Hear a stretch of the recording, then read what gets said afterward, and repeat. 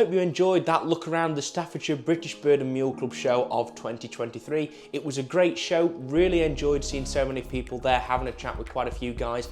Well done to all the staff and everyone behind the scenes who ran the show. It felt like it went really smoothly and it was all really well organised as well. And I must say that it was at a new venue this year, and that venue, to my understanding, has been rebooked for Sunday the 14th of January 2024 for the next show next year, obviously. So great work, everyone. And you know, the show hall was fantastic. It had modern facilities, it had great parking as well, which can sometimes be a bit of a problem.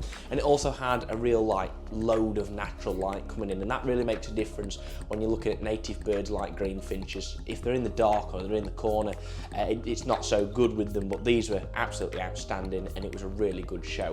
So if you have enjoyed today's video and you'd like to see more videos from OC Avery with our new bird room that we're currently in at the moment, whether it be our bird show visits, whether it be breeding the British birds and canaries, all sorts of things planned for this year, so make sure to subscribe down below so you don't miss any more of that future content. And if you have enjoyed today's video as well, smash a like on it. So thank you very much for watching, and I'll see you in the next one. Take care.